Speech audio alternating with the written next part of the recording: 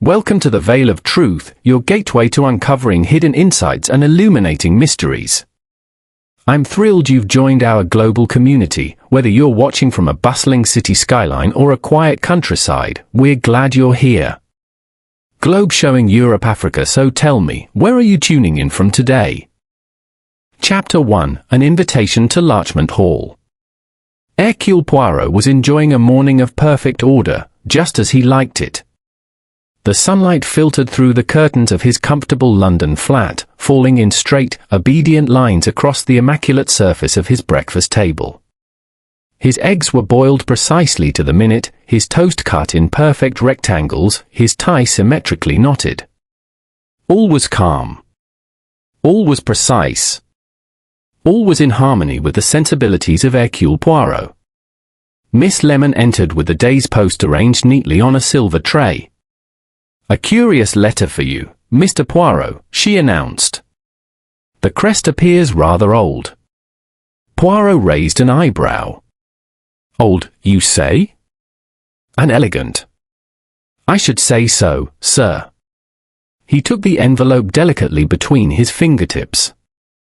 The creamy parchment bore a silver-embossed emblem, a tall larch tree encircled by a wreath of laurel leaves. Poirot examined it closely, admiring the craftsmanship. "A family of distinction," he murmured. "Or one that wishes to appear so." Inside, written in a graceful, looping hand, was a letter from Lady Cecilia Ashcombe, mistress of Larchmont Hall, a grand estate in Surrey. She addressed Poirot with a tone of quiet urgency. "Monsieur Poirot, I write to you with a matter that requires the utmost discretion. A set of invaluable historical documents, the Larchmont Papers, has vanished from my private study. Their disappearance threatens not merely embarrassment, but profound distress to my family. I beg you to assist me. Please come at once." Miss Lemon watched him read. "A theft?" Poirot shook his head slowly. "Perhaps. But note the phrasing, profound distress to my family. With such words, the matter becomes more delicate." He folded the letter with care. "Miss Lemon, kindly telephone for the next available train to Surrey. I believe the little grey cells will be required today." The journey to Surrey passed through rolling fields and quiet villages, all bathed in soft autumn light. Poirot sat upright in the carriage, hands neatly folded on his lap, imagining the household he was about to encounter. A theft of documents, he mused aloud. Not jewels, not money. Something with significance, history, perhaps. Or secrets. Always, it is the secrets that make the drama. When he arrived at the small station near Larchmont, a chauffeur in dark livery awaited him beside a polished black motor car.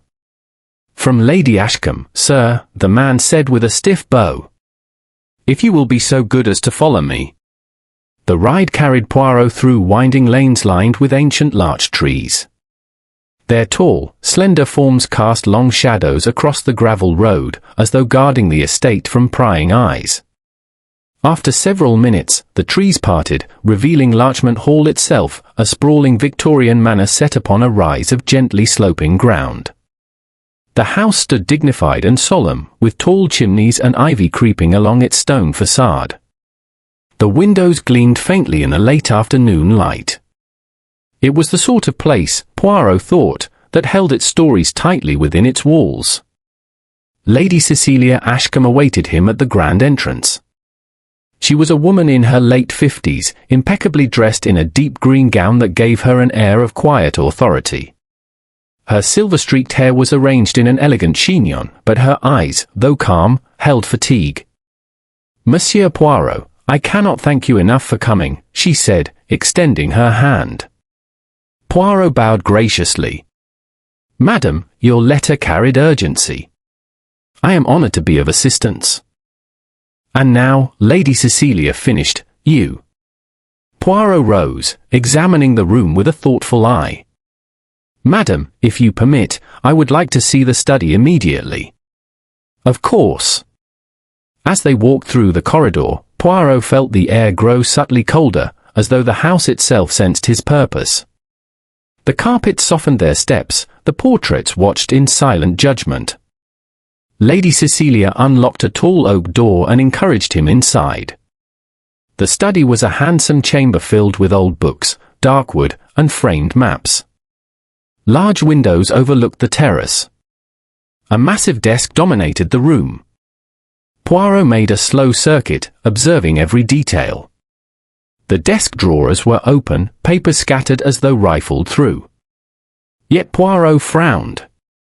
No dust displaced along the edges, he said softly. No indentation upon the carpet where someone might have knelt. Lady Cecilia looked puzzled. Does that mean something? Poirot smiled faintly. It means, madam, that this disarray is artificial. Someone wished to create the appearance of a hurried search, but forgot to consider the little details. The truth, I think, lies beneath the surface. He bent to examine the lock on the study door. Not forced, he confirmed. A key was used. But the question is, whose? He moved toward the window, inhaling. A faint scent of lavender, he murmured. Curious, is it not? Lady Cecilia looked startled. I never use lavender. I cannot abide the smell. Poirot's eyes gleamed. Then someone else has been here. He stepped back, surveying the room. Madam, he said with confidence, the mystery is not simple. But rest assured, Hercule Poirot is here. And when the little grey cells begin to work, nothing remains hidden for long. Please, she gestured. Come into the drawing room. We have much to discuss. Inside, the manor exuded the genteel charm of old English tradition, polished wood, framed portraits, the faint scent of lavender and brass polish. Yet Poirot sensed a tension beneath the refined surface, like a string drawn too tight. They sat near a large window overlooking the gardens. The papers, Lady Cecilia began, folding her hands tightly, are not merely old manuscripts. They date back to the 17th century and concern matters of great importance to the Ashcombe lineage. Their loss would not only be a historical blow but could have personal consequences. Poirot noted the slight hesitation. Madam, are these consequences pertaining to reputation? Lady Cecilia exhaled softly. Yes. There are details my husband would not wish exposed. Ah, Poirot murmured. Secrets Plutarch delicates. She nodded. The papers vanished a week ago. From my private study. The room is always locked. Only 3 people possess keys, myself, my husband Reginald, and Mr. Lyle, our butler. The police suggested a simple theft, but I feel otherwise. I feel someone within this house is responsible. Poirot tapped his fingertips together. You suspect a member of your household? I do. And the household consists of whom, madam? She listed them. Sir Reginald Ashcombe, her husband, an intelligent man, but increasingly withdrawn. Oliver, their 26-year-old son, charming yet often troubled by debts and restless ambitions. Dr. Maeve Kendall, a historian invited to catalogue the papers before their disappearance. Clara Finch, the maid, quiet, shy, and devoted but easily frightened. Mr. Lyle, the long-serving butler, reliable, disciplined, and fiercely protective of the house. Iris Templeton, a lively neighbour and close family friend, who visited often. Chapter 2, A Study in Disorder. Hercule Poirot began his second morning at Larchmont Hall by standing alone before the doorway to Lady Cecilia's private study. The corridor was still, the air cool, and a faint draught brushed against the back of his neck. Somewhere far within the sprawling manor, clock chimes echoed softly.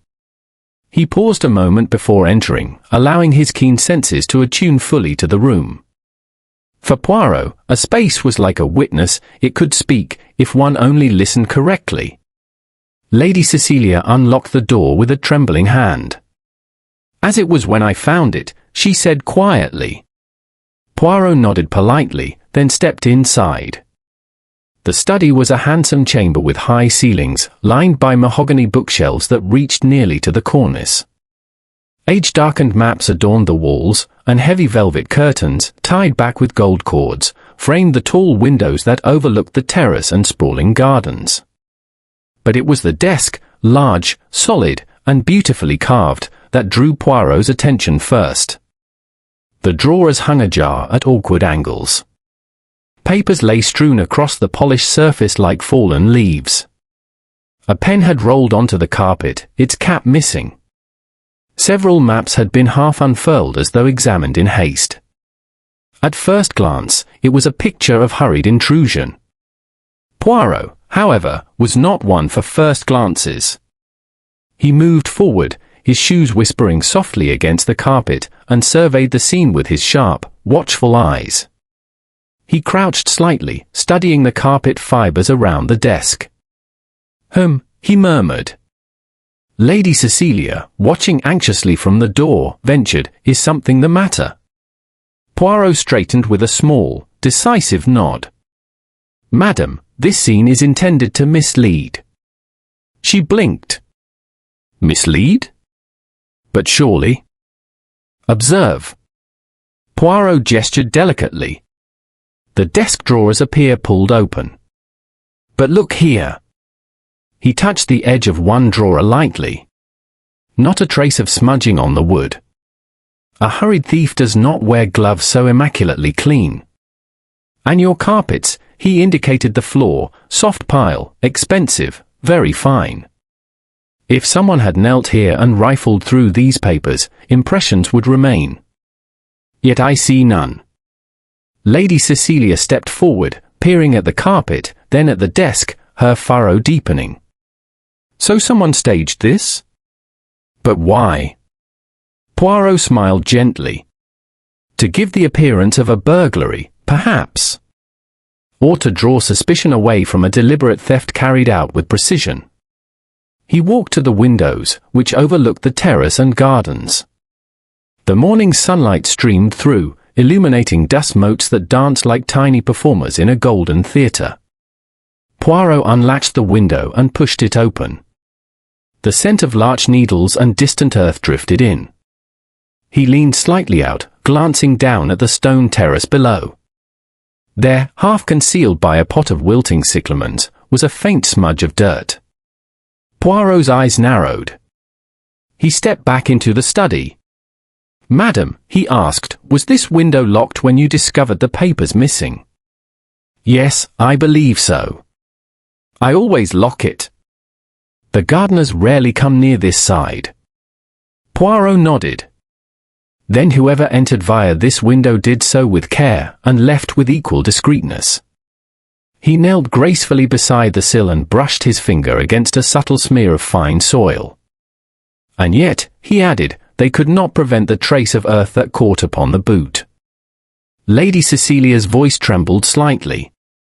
"Then someone climbed in." "Possibly. Or climbed out." Poirot returned to his feet and observed the line of bookshelves along the far wall. His gaze lingered upon a certain section where the books sat slightly uneven. With delicate fingers, he pressed against the edge of a thick, leather-bound atlas. A faint click sounded. A panel disguised as the rear of the shelf slid open by a few centimeters. Lady Cecilia gasped. I had no idea that existed. This must be from my husband's grandfather's time. He loved secret compartments." "Yes," Poirot said softly. "And secret compartments have a way of being rediscovered when needed." He pulled the hidden door wide enough to reveal a narrow, dimly lit alcove. Dust lay thick across the floor, yet not as thick in one particular patch, where a faint, disrupted line suggested recent disturbance. Poirot crouched again, examining the floor. "A heavy object was dragged here," he announced. "Not far, just enough to hide it." Lady Cecilia clasped her hands nervously. "The papers box?" Quite possibly. Near the back of the alcove, caught on a protruding nail, was a tiny scrap of fabric, up a threadbare shred, pale violet in colour. Poirot reached for it with tweezers he carried in his inner pocket. Lavender linen, he murmured. Lady Cecilia looked confused. I do not understand. Poirot held the small fragment to the light. You told me you detest lavender. But someone in this house uses it, perfume, or clothing, or perhaps scented sachets. Lady Cecilia thought carefully. Iris Templeton, the neighbour. She's fond of lavender. She often carries a scented handkerchief. Poirot smiled faintly. Then we have one small clue. Very small, but every thread, even lavender threads, can unravel a secret. He tucked the fragment safely into a small envelope. Poirot stood and surveyed the room again, taking in everything with slow, methodical precision. His eyes lingered on the desk, then the drawers, the carpets, the delicate drapes, the bookshelves. There is order to chaos, he said softly. Even false chaos. Lady Cecilia, still pale with shock, sat down heavily in a nearby chair. Poirot approached her gently. Madam, tell me, who knew of this hidden alcove? No one, she whispered. Not even Oliver. My husband mentioned once, years ago, that his grandfather built clever hiding places, but I never imagined. Poirot nodded sympathetically. Yet someone knew, or discovered it. He continued his careful inspection. Near the edge of the desk, he noticed another irregularity, a faint circular mark where a glass or small object might once have rested. The circular outline was barely visible, but Poirot's attention was unwavering. He touched it lightly. Someone placed something here recently. Something with moisture, or perhaps oil. Do you use any lavender-based polish in this room? Never, Lady Cecilia said firmly. I allow only beeswax. Poirot's moustache twitched thoughtfully. Then the scent I detected near the window was not from the room itself, but from a person.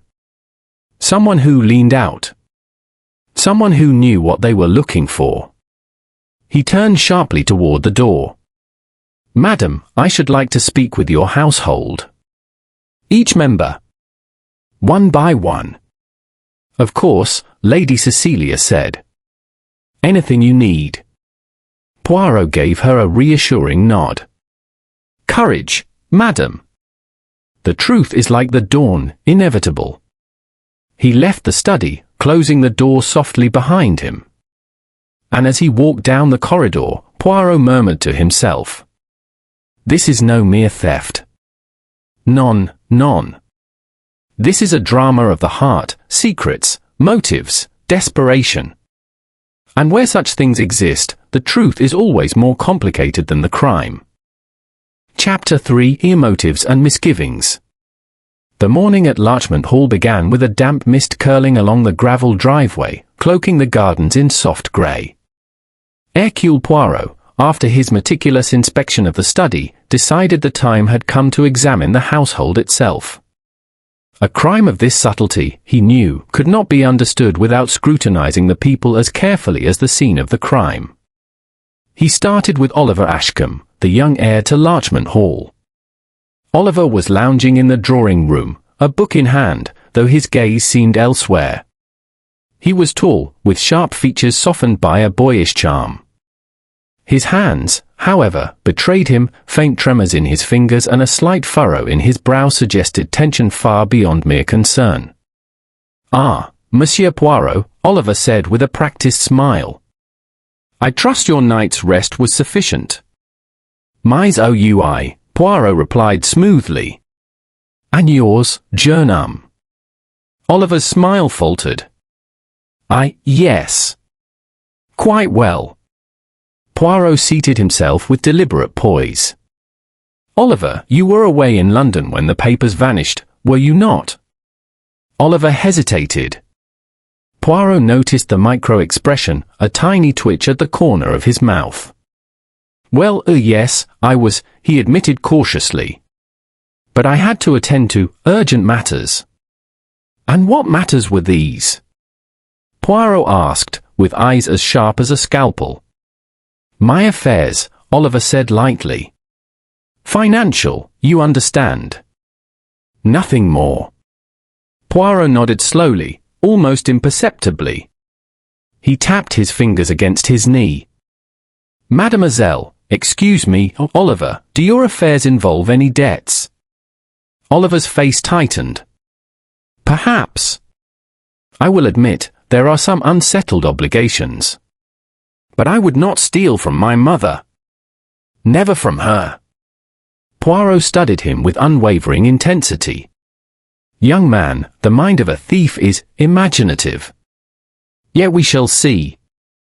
Continue your day as usual. Next, Poirot spoke with Sir Reginald Ashcombe, the lord of the house. Sir Reginald was a man of dignified bearing, with a face that suggested intelligence, though the eyes were weary, as if weighed by private concerns.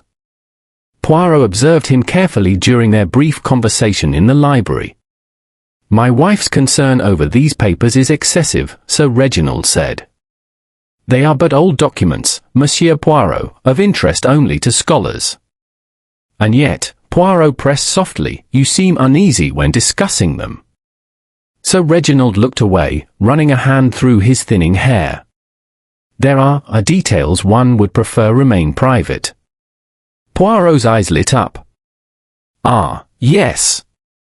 Secrets. They make excellent motives, do they not? Sir Reginald's fingers twitched nervously.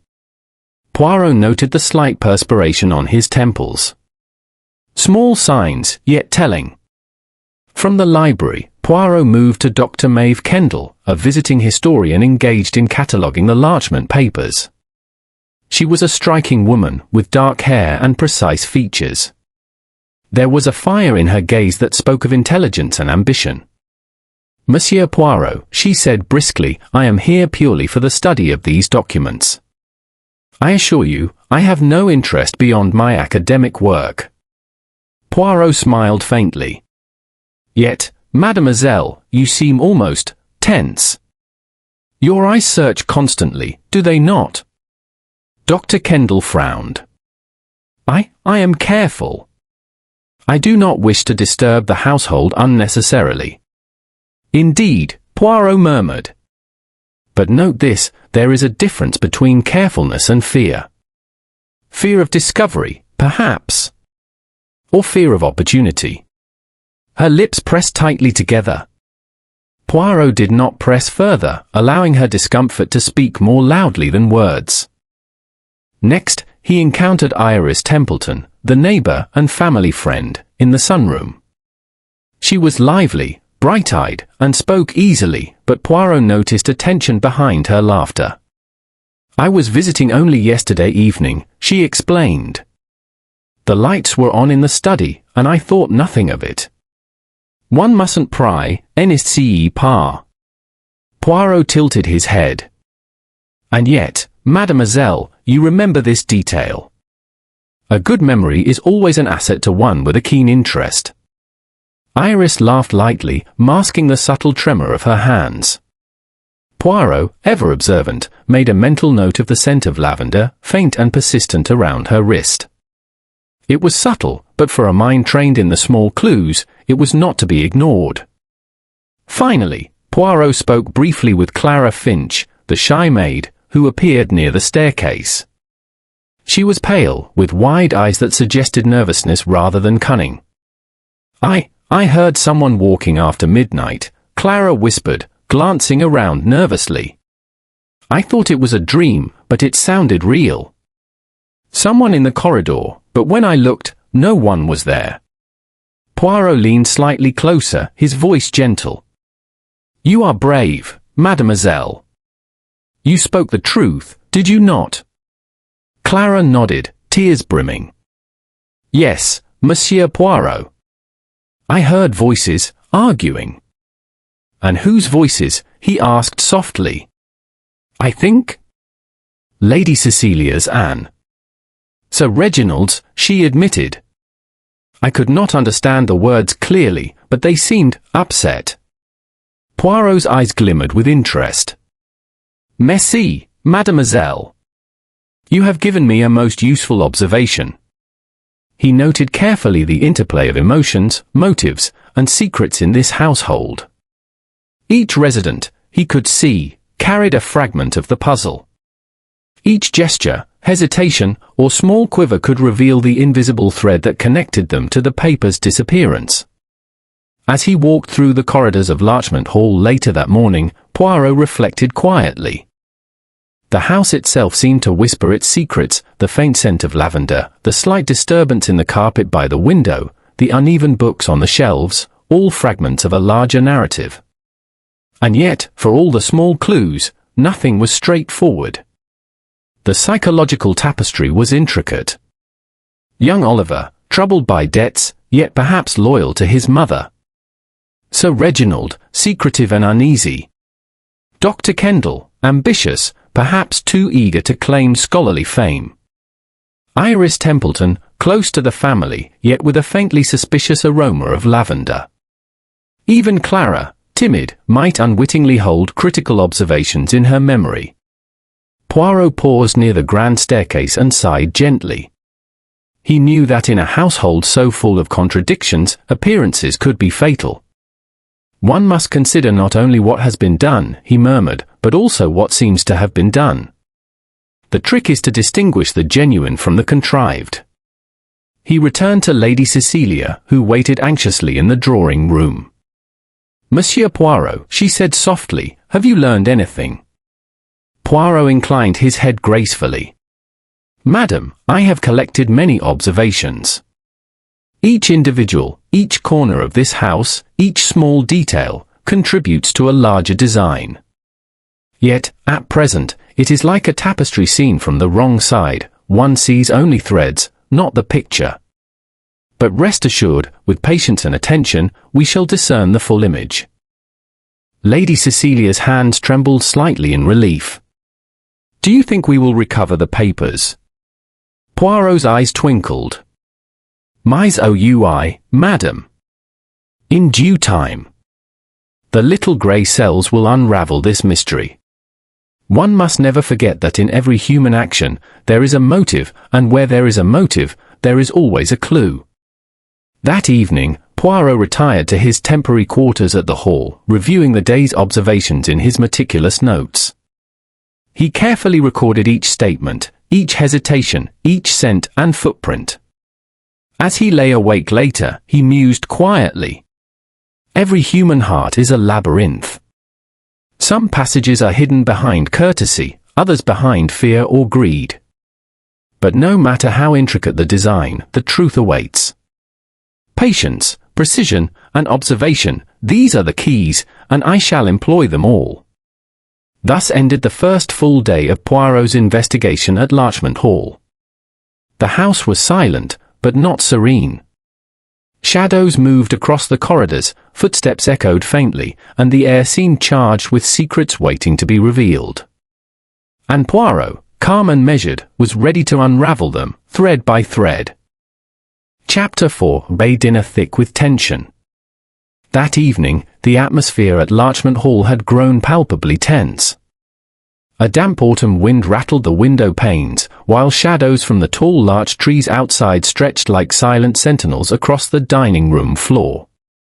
Candles flickered in silver candelabras, casting muted reflections on polished mahogany, and the air carried the faint scent of roast meat mingled with delicate perfumes. Hercule Poirot, ever attuned to subtle detail, noted every nuance. Lady Cecilia had requested a formal dinner, partly to restore normalcy and partly to allow Poirot to observe the household in its natural social habitat.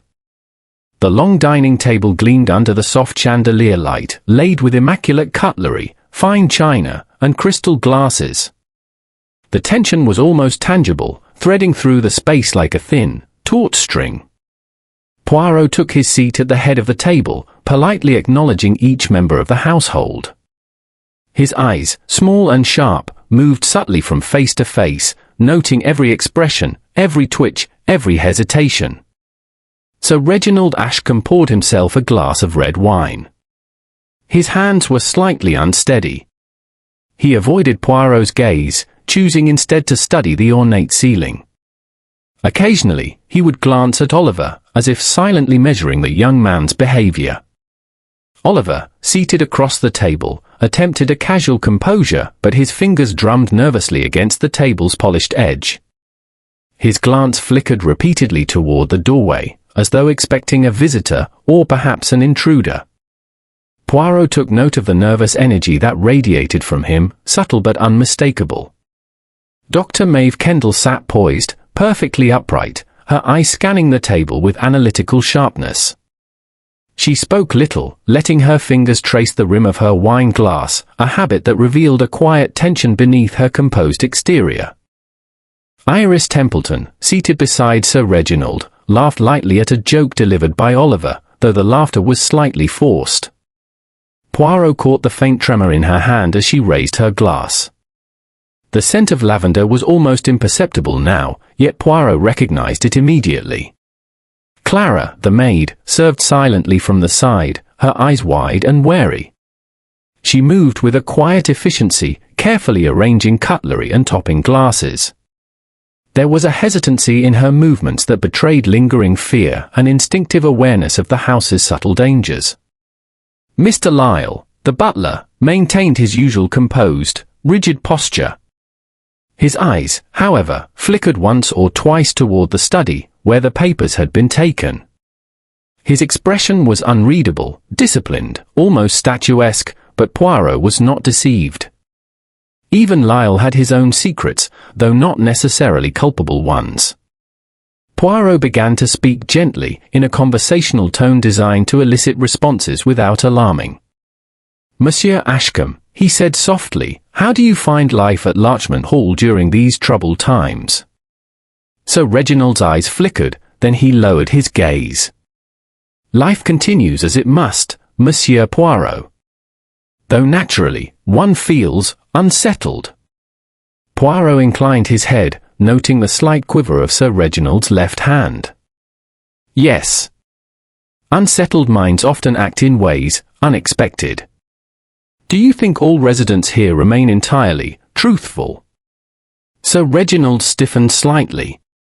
I do not understand, Monsieur Poirot."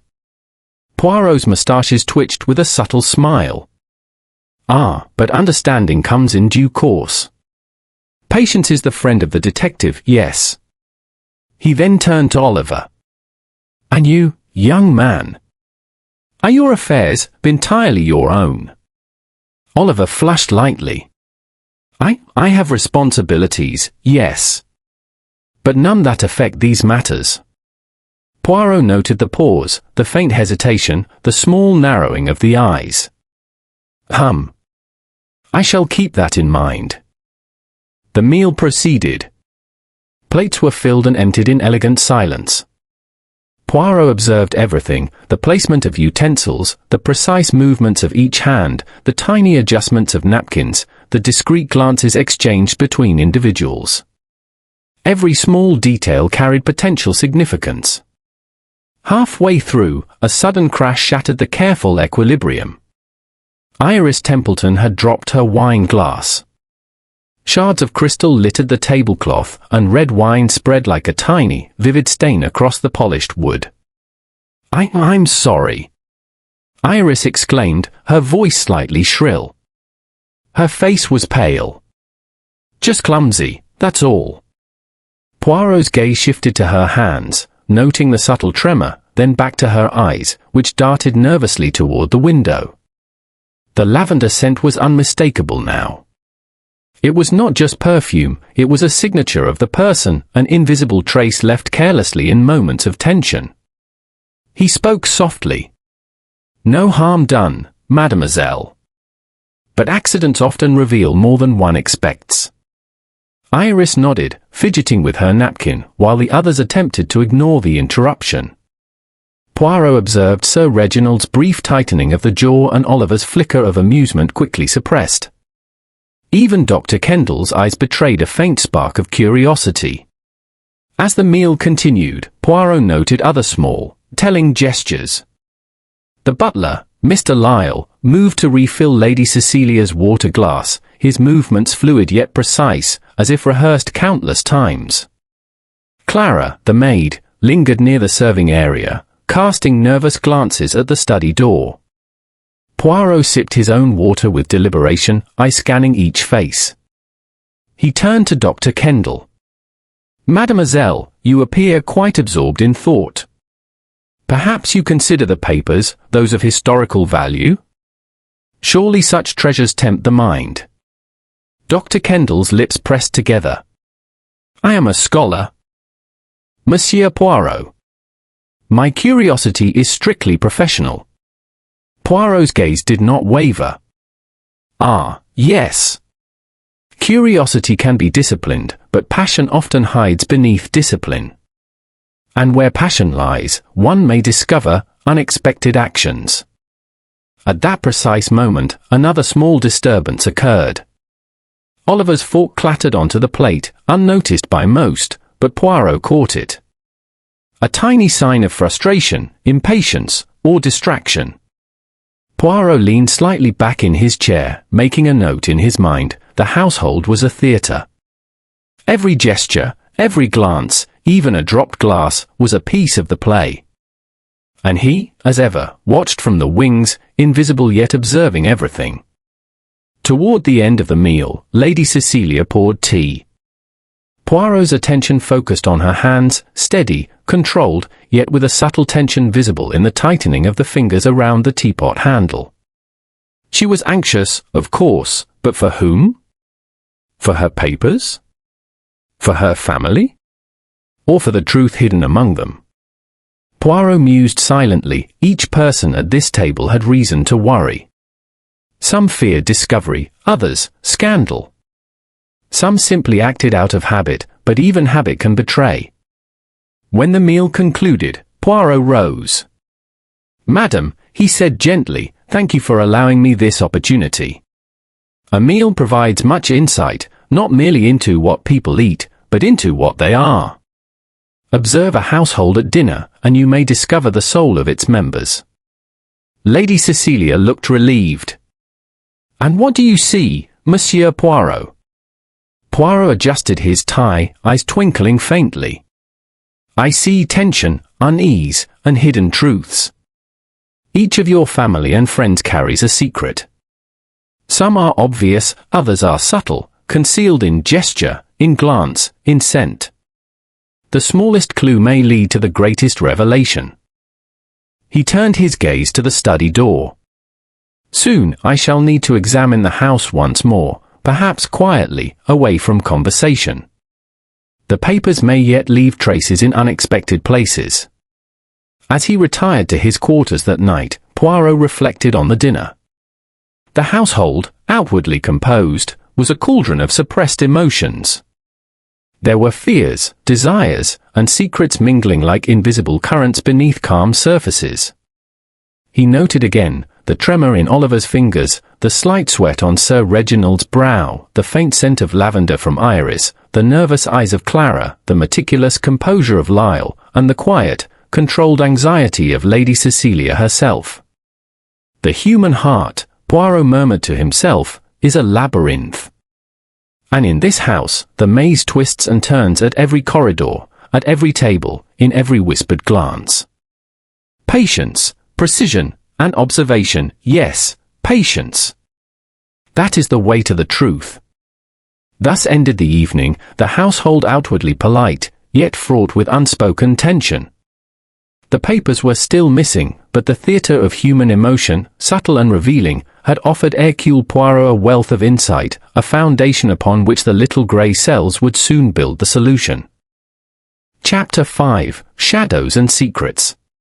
The next morning, Larchmont Hall lay shrouded in mist, the gardens damp with dew, and the larch tree swaying gently in the cool autumn breeze. Hercule Poirot, ever disciplined in his routine, arose early and dressed with the precision of a man accustomed to order. His breakfast was brief, measured, and uneventful, yet his mind was fully alert, already circling the enigma of the missing Larchmont papers. Lady Cecilia, punctual and composed, appeared at the door of his temporary quarters. Her hands clasped together, she offered a polite but anxious smile. "Monsieur Poirot," she said, "I trust you rested well." "Mais oui, madam." "And you?" I did, though my mind is restless." "Please, may I accompany you as you continue your examination?" Poirot inclined his head politely. "Certainly. Your presence may prove useful, for the house and its inhabitants often speak more clearly when the mistress walks with the observer." Together they made their way to the study, the scene of the initial discovery. Poirot's eyes swept over the room with careful precision. He crouched briefly to examine the faint marks in the carpet by the window, noting once again the subtle traces of soil. "Madam," he said, "a person of care entered here. One might even say with sophistication. Yet no one is flawless. Even the most delicate intruder leaves a mark." Lady Cecilia nodded slowly. "I suppose that is true. But who could have been so bold?" Poirot's gaze shifted to the bookshelf with the hidden alcove, which he had partially examined the day before. He approached it deliberately, pressing along the edges of the books with his practiced fingers. "Observe, madam," he murmured. "Even the smallest imperfection in alignment may betray a secret." "Yes." The panel shifted slightly under his touch, revealing the narrow alcove once more. Dust lay undisturbed, save for a faint trail leading deeper into the shadowed recess. Poirot crouched and examined the floor closely. "Aha," he murmured, lifting a tiny fragment of paper. It was a sliver, torn along a jagged edge, with a few letters in careful handwriting. Lady Cecilia leaned closer. "It looks like part of a letter." Poirot nodded. "Indeed, madam. And every letter has its purpose. We must preserve it carefully." He slipped it into an envelope he carried for such delicate findings. "Someone knew about this hiding place," Lady Cecilia said softly. "I never told anyone." "Ah, exactly, madam," Poirot replied. "And therein lies the subtlety. Knowledge can be inferred, discovered, or overheard. And when one is desperate, a discovery may lead to boldness or recklessness." He straightened and glanced around the study, noting details previously overlooked. The ink bottle on the desk bore a faint fingerprint. Not Oliver's, nor Sir Reginald's, nor Dr. Kendall's. Poirot examined it with his handkerchief, careful not to disturb it. "Curious," he murmured. "A hand unknown, yet one familiar with the household's habits. This is a quiet intruder, skilled, patient, and observant." Lady Cecilia shivered slightly. "And dangerous." "Not in the conventional sense," Poirot said, "but cleverness is a weapon in itself. One must act swiftly, before cleverness becomes audacity." Leaving the study, Poirot and Lady Cecilia moved quietly through the corridors. He paused frequently, observing the slight irregularities in the furnishings, the dust patterns, and even the way the morning light fell across polished floors. Every detail, no matter how small, spoke volumes. They reached the grand staircase, and Poirot's gaze lingered on the portraits lining the walls. Among them was a painting of the house's founder, Sir Thomas Ashcombe. Stern and watchful. Poirot's eyes flicked to the frame's lower corner, where a tiny mark marred the varnish, an overlooked imperfection, but perhaps a point of access. "Madam, one must consider, objects, portraits, and even furniture may conceal passageways. The clever mind of the past often leaves puzzles for the future." Lady Cecilia nodded, tension etched across her face. "And someone in this house might have discovered such a puzzle." "Precisely." Poirot adjusted his tie. "And I intend to discover which one." They moved down the corridor toward the servants' wing, where Clara Finch was busy tending to morning chores. Her eyes widened slightly at the sight of Poirot. "Mademoiselle, a question," Poirot began gently. Do you notice anything unusual in your work here? Any movements at odd hours, any disturbances, or whispers that might have escaped adult notice? Clara hesitated. Her hands fidgeted nervously. Well, last night, I thought I heard someone in the corridor near the east wing. I wasn't sure. I didn't want to disturb anyone. Poirot's eyebrows rose. And which direction did they go? I think, toward the library, she whispered. I didn't see them clearly, but they moved quietly. Merci, mademoiselle, Poirot said. Your observation is most useful. The little grey cells never forget such things. From there, Poirot continued his methodical inspection. He examined the library, noting the orderly arrangement of books, the faint traces of fingerprints, and the slight indentation on the carpet where someone had apparently knelt. Small but significant. He paused beside a sideboard and noticed the faintest scratch along its edge. It was minor, almost invisible, but to Poirot, every mark was a word in the silent story of the house. He crouched, tracing it with a fingertip. Someone dragged something, he murmured. Or placed something heavy and removed it. And it occurred recently, no more than a few days. Lady Cecilia watched him intently. Could it be the papers? Poirot nodded slightly. Perhaps. Or perhaps a decoy, placed to mislead. We must remain vigilant. As the morning progressed, Poirot examined each corner of the house, the servants' wing, the kitchens, even the unused guest rooms. He measured shadows, tested locks, and made careful notes. By midday, he had begun to form a preliminary picture of the intruder's methods. He returned to the study once more, alone this time. He crouched in the alcove, examining the small pile of dust and overlooked fragments. The torn letter fragment, the faint fingerprint on the ink bottle, the smear of soil by the window, each piece, he realized, was a step in a chain leading directly to the thief. Poirot straightened, glancing at the room as if seeing it anew. Ah, the beauty of subtlety, he murmured. Even in chaos, there is order. Even in deception, the truth leaves traces. He touched the torn fragment of paper again. A few letters were legible, enough to suggest urgency and warning. Someone had wanted to conceal the papers, someone who feared exposure. Poirot's moustaches twitched thoughtfully. The mind of the thief is cunning, yes, but the mind of the investigator is keener. Patience, observation, and understanding of human nature will reveal all. He carefully placed the fragment in his envelope and rose. Outside, the mist had lifted, revealing the larch trees, their tall forms etched sharply against a pale sky. Larchmont Hall seemed quieter now, but Poirot sensed the tension remained, coiled and silent, waiting for the moment of revelation. Returning to Lady Cecilia, he said softly, "Madam, the situation grows clearer. Soon the truth shall reveal itself, not by accident, but by the diligent use of reason and observation."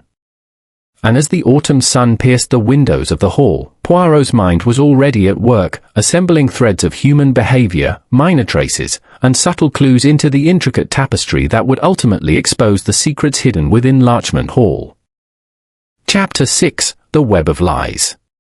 By late morning, the sun had pierced the morning mist, casting long, golden shafts of light across the polished floors of Larchmont Hall. Yet despite the bright day, a shadow of unease lingered in the household. Hercule Poirot, with his small, precise steps, walked through the corridors, already forming a plan to interrogate each member of the household in greater depth. The stolen papers, he knew, were not merely historical curiosities, they were a mirror of the tensions, ambitions, and fears that lurked in every corner of the manor. He began with Sir Reginald Ashcombe in the library, where the man sat, ostensibly reading, but with a far-off gaze. Poirot approached, adjusting his immaculate suit, his moustaches twitching subtly. "Sir Reginald," Poirot began, "yesterday I observed your unease. May I inquire further?" Sir Reginald sighed, closing his book. Monsieur Poirot, I assure you, my unease is entirely natural. My family is worried. But the papers? I fail to see why anyone would risk so much for old documents. Poirot leaned slightly closer, his voice gentle yet probing. You see, monsieur, the danger is not always obvious. What others perceive as mere history may hold significance in other ways. Sir Reginald's eyes flickered. What are you implying? Simply this, Poirot said, steepling his fingers. That motives are often hidden. Perhaps financial, perhaps reputational, or even emotional. One must consider the whole picture, n'est-ce pas? Sir Reginald's lips pressed tightly together. I understand, he said finally. But I swear, I have done nothing wrong. Ah, Poirot murmured. And yet, monsieur, there is the matter of your fingerprints on the desk yesterday, where no one should have touched. Sir Reginald's eyes widened. I must have adjusted a paper, innocently. Poirot's small, sharp eyes did not waver. Innocent acts may reveal truths when combined with other observations. Satisfied, for the moment, with Sir Reginald's responses, Poirot moved on to Dr. Maeve Kendall, who was cataloguing volumes in the East Wing. Mademoiselle Kendall, he said, bowing slightly, may I ask you a few questions? Of course, Monsieur Poirot, she replied, her voice calm yet cautious. Your interest in the papers is clear, he began, but are you, perhaps, motivated by more than scholarly pursuit? One notices the subtle anxiety in your manner, the slight tension in your hands. Dr. Kendall's eyes narrowed slightly. You assume much, Monsieur Poirot. I am here as a historian. I have no interest in theft or concealment. Ah, yet consider this, Poirot said, gesturing delicately. History is valuable, but ambition may tempt even the most disciplined scholar. Tell me, did you notice anything unusual in the study yesterday? She hesitated, then admitted, I saw nothing directly, but I felt a draft near the hidden panel. A curious thing. I wondered if the house itself was full of secrets. Very perceptive, mademoiselle, Poirot murmured. A draft may indicate a passage, a compartment, or the passage of someone with intent. Satisfied, he allowed her to return to her cataloguing, noting carefully the slight flush in her cheeks, subtle evidence of embarrassment, perhaps, or the stirrings of unease. Poirot next approached Iris Templeton, who was arranging flowers in the sunroom. The scent of lavender followed her like a shadow.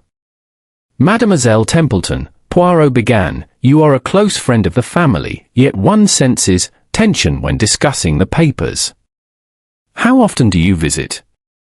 Iris looked startled, glancing briefly at the window. Quite often. I am fond of Lady Cecilia and the family, yes. But I assure you, I have no involvement in any theft. Poirot's eyes twinkled faintly. And yet, the fragrance of lavender lingers in the study, near the window. Iris's fingers twitched nervously. That is my perfume. I admit it. But I have never entered the study, I swear. Ah, mademoiselle, Poirot said softly, the mind of the observer is patient. One scent does not condemn, but it does invite attention. Even the smallest trace may guide us to a truth. Next, Poirot turned to Oliver Ashcombe, who was practicing the piano in the drawing room, attempting to appear absorbed in music. Oliver, young man, Poirot said with a measured bow, your nervousness is charming, but revealing. May I inquire further about your debts? Oliver stopped playing, his hands hovering over the keys. I have obligations, he admitted, but I would never harm my family. Yet, temptation, Poirot murmured, may be subtle. A man may think himself incapable of theft until opportunity presents itself. And a hidden compartment, a valuable document, a distracted household, these are the circumstances that test virtue. Oliver swallowed, flushing. "I had nothing to do with it, Monsieur Poirot. I assure you." Poirot inclined his head, noting the truth in the young man's eyes, though he retained a small reserve for further questioning. Finally, he spoke to Clara Finch, who seemed more nervous than ever. "Mademoiselle, you are honest, are you not?" Poirot asked gently. Clara nodded. "Yes, Monsieur Poirot. I only wish to serve properly." "And yet," Poirot continued, "you heard voices in the corridor last night." Clara's eyes widened. "I did. I thought I must have imagined it, but I heard Lady Cecilia and Sir Reginald arguing." "Merci," Poirot said softly. "And did you notice anything about the tone?" "Anger, fear, urgency." "Urgency," she whispered. They spoke quickly, almost in whispers. I could not understand all the words. Poirot nodded, filing the detail in his mind. A household intention often revealed more than the rooms themselves. Every voice, every whisper, every argument was a clue waiting to be interpreted. By midday, Poirot had completed his initial round of questioning. He returned to the study, alone, and reviewed his notes, fingerprints, fragments, scents, observations of gestures, and inconsistencies in statements. The pattern was not yet complete, but threads of the mystery were beginning to intertwine. He crouched near the alcove, examining the fragments and the soil, and whispered to himself, the mind of man is complex. And the little grey cells, they are patient, monsieur. Patient as a cat waiting for the mouse. The sudden sound of a door opening startled him slightly. It was Lady Cecilia, standing quietly at the threshold. "Monsieur Poirot," she asked. "Have you discovered anything?" Poirot straightened, eyes bright. "Madam, discoveries are in progress. The day's work has revealed much, discrepancies, anxieties, traces of presence, and perhaps misdirection. The web is intricate, but nothing escapes observation. Patience, and the truth will emerge." Lady Cecilia's hands trembled. "Do you think the papers can be recovered?" "Mais oui," Poirot said confidently. "And when they are, we shall know not merely who took them, but why, and why they thought themselves clever enough to escape detection. Every lie, every hesitation, every trace, it speaks to me. And I am listening." He looked around the study one last time before leaving. The shadows seemed deeper now, the house quieter yet more alive with unspoken tension. Poirot, with measured step and unwavering attention, felt the threads of human emotion beginning to tighten around the truth. And he knew, as he made his way to the drawing room, that the moment of revelation was approaching. Chapter 7: Threads Converge. The late afternoon sun poured through the tall windows of Larchmont Hall, painting long, golden streaks across the polished floorboards. Yet, despite the sunlight, a tense atmosphere lingered. Hercule Poirot moved deliberately through the halls, his steps measured and precise, every movement deliberate. The investigation had begun to take shape in his mind, and the threads of suspicion, once scattered, were starting to converge. Poirot first returned to the study, where he meticulously reviewed the fragments of the torn letter and the faint fingerprint on the ink bottle. He arranged them on a clean sheet of paper, observing the patterns with his small, sharp eyes. The letters on the fragment, though incomplete, suggested urgency. Whoever had taken the papers had acted quickly and under pressure, leaving behind these subtle traces. Mais oui, Poirot murmured to himself, the hand that steals is rarely as careful as it believes. The cleverest thief leaves a signature, without knowing it. He then considered the observations he had collected over the past days, the trembling hands of Oliver Ashcombe, the faint scent of lavender that clung to Iris Templeton, the furtive glances of Sir Reginald, the slight flush on Dr. Kendall's cheeks, and the fear evident in Clara Finch's eyes. Every gesture, every hesitation, was a word in a silent narrative, and Poirot had begun to read it with clarity. It was then that Lady Cecilia entered, her expression composed yet anxious. "Monsieur Poirot," she said softly, "have you discovered who may have taken the papers?" Poirot's eyes twinkled. "Madam, we are approaching the resolution, but patience is required.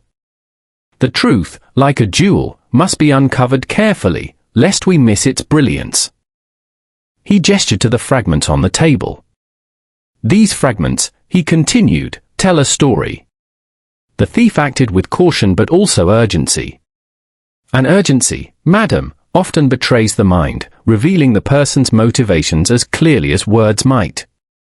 Lady Cecilia leaned closer. "And what do they reveal?"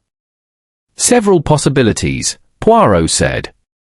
"A man concerned for his finances, perhaps, a woman driven by ambition, or a person whose position within the household grants both opportunity and knowledge. Each suspect has reason, each action leaves a trace, and every lie carries a fragment of truth." Poirot then decided it was time for a more detailed confrontation with the household members. He requested that all be gathered in the drawing room at precisely 6 o'clock. By then, the shadows would be long, and the play of light and dark would accentuate subtle expressions and hidden emotions, a perfect setting for observation. As the household assembled, Poirot observed each person with quiet intensity. Sir Reginald maintained his composed exterior, though the faint quiver of his hands betrayed tension. Oliver Ashcombe leaned against the fireplace, fingers drumming lightly on the mantelpiece, as if attempting to dispel nerves. Dr. Kendall sat rigidly, her eyes scanning the room, alert to any subtle cue. Iris Templeton fidgeted slightly, her hands brushing against her lavender-scented scarf, while Clara Finch lingered near the doorway, timid and hesitant. Poirot began gently, speaking to all at once, yet in a tone that invited reflection rather than accusation. "Mesdames et messieurs," he said, "we are gathered because the Larchmont Papers are missing. But they did not vanish into thin air. Someone here, knowingly or unknowingly, has been involved. And the traces left behind, though subtle, tell a story." He paused, letting the weight of his words settle. Every eye in the room was upon him. "First," Poirot continued, "the study contains a fingerprint that does not match any of the house members' ordinary work. A fragment of a torn letter, discarded yet preserved, suggests urgency. And soil near the window indicates a path from outside or a hidden compartment disturbed."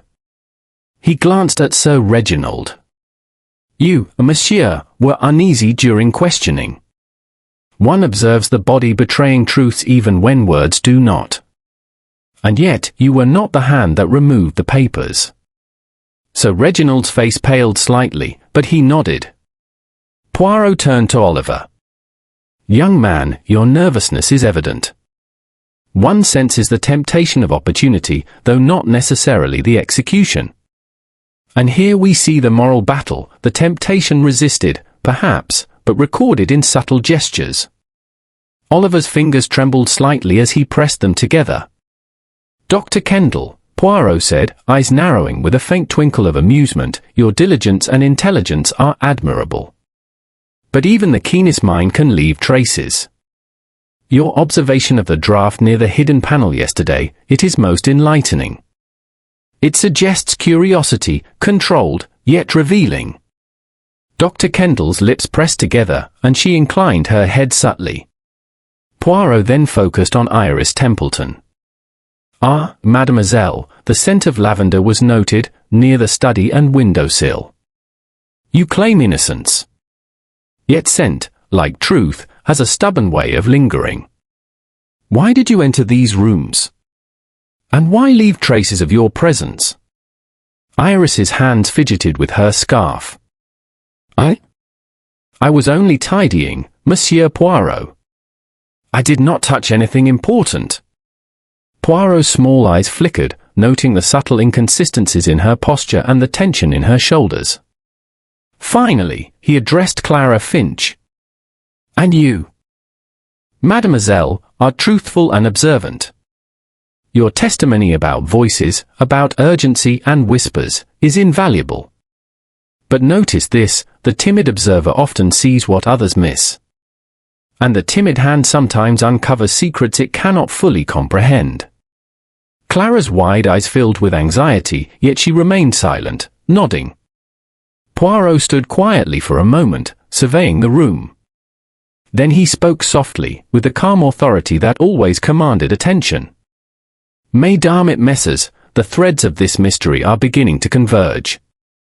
The papers were taken not merely for value, but because they contained truth some wished to conceal. Each person's action, each hesitation, each small trace, points to motives, fears, and opportunities. He paused, letting the words resonate. But understand this, the truth is patient. The thief, clever as they may be, cannot conceal their actions indefinitely. Every fragment, every trace, every inconsistency is a thread. And when all threads are pulled together, the pattern will reveal itself. Lady Cecilia shifted slightly in her chair, tension evident. "Monsieur Poirot, will we recover them?" "Yes, madam," Poirot said gently, "mais oui. But the house must speak to us first, and the inhabitants must reveal themselves, knowingly or not. Observation, reflection, and patience, these are the instruments of the detective. And now, we are very close to the resolution." He moved toward the study once more, noting the shadows lengthening on the polished floors. Soon, he whispered to himself, the invisible threads will form a web. And within that web, the hand that removed the papers, the mind that plotted, and the heart that feared discovery will be revealed. The household sat in tense silence, each person aware, consciously or subconsciously, that the little grey cells were already weaving a picture too precise to evade discovery. Poirot's presence, calm yet penetrating, seemed to make the walls themselves lean closer, eager to reveal their secrets. As the evening shadows deepened and the sun dipped toward the horizon, Poirot retired quietly to his quarters. He arranged his notes, cross-referencing observations, gestures, fragments, and statements. Every subtle inconsistency, every small trace, every whispered word had found a place in the mental tapestry he was weaving. "The final act approaches," Poirot murmured. "Soon, the stage will be set, the players revealed, and the mystery resolved. Every human heart has a labyrinth, every mind a design. And tonight, the design will be unveiled." The calm of Larchmont Hall, deceptive as it was, seemed to pulse with anticipation. The papers remained hidden, but the threads were taut, and Poirot, with his methodical mind, was ready to pull them together in the final unraveling. Chapter 8: The Revelation. The evening air had grown cool and still, carrying the scent of fallen leaves and the faint smoke from the manor's chimneys. Within Larchmont Hall, shadows had deepened, lending the grand rooms an almost theatrical weight. Every servant, every family member, every visitor had sensed it, the climax of an invisible drama poised on the brink of revelation. And at the heart of it, as always, was Hercule Poirot, his small, precise figure moving with calm authority. Poirot had requested that all assembled in the drawing room, the same room in which tensions had first become visible at dinner. Lady Cecilia, Sir Reginald, Oliver, Dr. Kendall, Iris Templeton, and Clara Finch entered one by one, their expressions betraying a mix of apprehension and curiosity. Even Mr. Lyle, the steadfast butler, stood silently near the doorway, observing with an uncharacteristic stillness. Poirot seated himself at the centre, steepling his fingers, eyes glinting with the sharpness of a man who has followed every trace to its logical conclusion. "Mesdames et messieurs," he began, "we are now at the moment when truth is no longer hidden, when pretense must yield to clarity. The missing Larchmont Papers, though small in size, have loomed large in this household, revealing fears, ambitions, and, alas, misjudged trust." He let the words hang in the room for a moment, observing every subtle gesture. Sir Reginald shifted slightly in his chair, Oliver's hands clenched, Iris smoothed the edge of her scarf, and Dr. Kendall's eyes remained calm, but attentive. Poirot began methodically. The papers were taken with care. The hand was cautious, yes, but hurried. And yet, every hand leaves a signature, even when it tries to be invisible. Observe, fragments of a torn letter were found in the study, alongside fingerprints on the ink bottle, soil traces by the window, and, most tellingly, the scent of lavender. He allowed the significance of that last detail to settle. Iris Templeton shifted uneasily, and her fingers twitched at the scarf still draped around her shoulders. "Ah, mademoiselle," Poirot said softly, "do not fear. The scent itself is merely a clue, one of many. It led us to consider all who entered the rooms at critical times, who had access and opportunity. And it was not merely scent, but context, every small gesture, every hesitation, every inconsistency in statements, all revealed the truth." He paused, letting the household absorb the weight of his words. Then he continued, "Sir Reginald and Oliver, you acted as one might expect, a nervousness, small signs of restraint. Yet the papers were not taken by either of you. Dr. Kendall, your curiosity brought you near the hidden panel, but your hand was untainted by wrongdoing. Clara Finch, your observations were correct, though you could not fully comprehend the act. The papers, however, required cunning, planning, observation, and an understanding of human behavior." Poirot rose, walking deliberately to the window and drawing the curtain slightly. The last rays of the sun streamed in, glinting on the polished floorboards. "Ah, mesdames et messieurs, the thief is among you. But the thief is not merely motivated by greed or malice. Rather, it is the desire to control, to possess knowledge not yet earned. And knowledge, when one fears its consequences, can tempt even the seemingly innocent." All eyes turned toward him, some fearful, some curious. Poirot's gaze settled on Iris Templeton, small and sharp, observing her with quiet certainty. "Mademoiselle," he said, "you did enter the study, yes. The scent of lavender betrayed your presence. Yet that is not the entire story. You acted under direction, or fear. Who compelled you?" Iris's hands trembled. I only wanted to help, to protect Lady Cecilia. I did not steal the papers."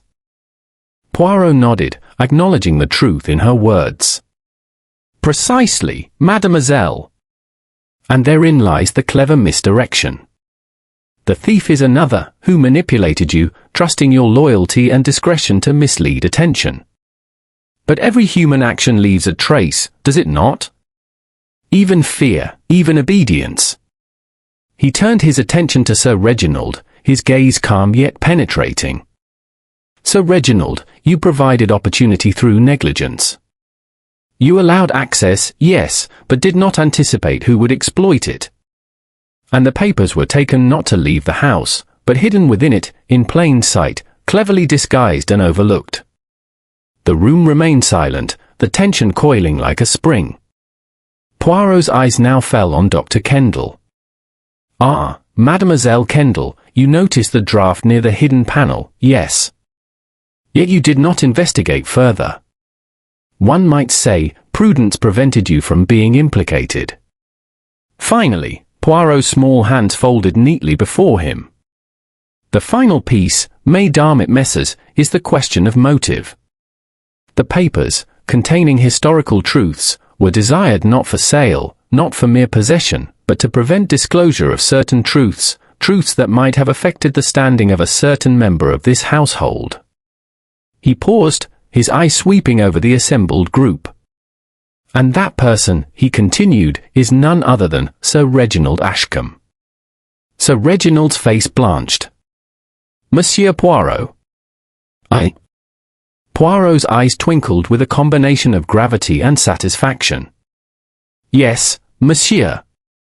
You sought to protect your reputation, your family's standing, and, in doing so, acted rashly. You enlisted the help of Mademoiselle Iris Templeton, who, unknowingly, became a participant in your plan. The papers were hidden in the panel, disguised, meant to be overlooked while suspicion fell elsewhere." Sir Reginald's voice was trembling. I only wanted to ensure the family's honor. Nothing more." Ah, but Monsieur, Poirot said softly, honor is a noble cause, yes, but when it leads to deception and theft, one must confront the consequences. Every action, every hesitation, every subtle gesture, all pointed to you. The fingerprints, the soil, the patterns of access, the inconsistencies in your account, they formed a pattern, a tapestry that only observation, reflection, and deduction could reveal. He turned finally to Lady Cecilia. Madam, the papers are now recovered, secure in their rightful place. And the lessons learned here are many. Human nature is subtle, and even the wisest can be misled by fear, pride, and misplaced trust. But the truth, though slow to reveal itself, always emerges. He paused, allowing the relief to settle in the room. Sir Reginald, defeated but not humiliated, nodded faintly. Iris Templeton's hands clenched in relief, and Dr. Kendall gave a small, approving nod. Clara Finch exhaled softly, tension leaving her shoulders. Poirot's small eyes, reflecting the fading sunlight, rested on each person in turn. And now, he said with a gentle smile, the little grey cells have done their work. Order is restored, justice, subtle, precise, and thorough, has prevailed. And Larchmont Hall, which has long held its secrets, may once again be at peace, albeit tempered by the knowledge of human frailty. He turned, adjusting his suit with his customary elegance. Mesdames et messieurs, the mystery is resolved. And let this serve as a reminder, even in the most tranquil houses, even among the seemingly most respectable, the human heart can conceal labyrinths. Observation, patience, and reflection, these are the tools that reveal the truth, and they are mighty indeed. The household, now filled with a mixture of relief, humility, and introspection, absorbed Poirot's words. The papers were safe. The motives revealed. And the intricate web of deception, carefully and methodically unravelled, lay exposed for all to see.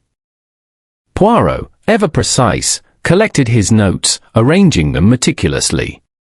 He allowed a small smile to grace his features, for the truth had been uncovered, not by force, but by careful observation, by the patience of a mind attuned to the subtleties of human nature, and by the unerring logic of the little grey cells. As the evening settled into quiet, the manor seemed to breathe again, its tension slowly fading. The mystery, resolved with elegance and clarity, left Larchmont Hall a place of both restored order and a subtle, enduring lesson, that in every household, in every heart, the truth waits patiently, ready to reveal itself to the careful, observant, and discerning eye of a detective such as Hercule Poirot.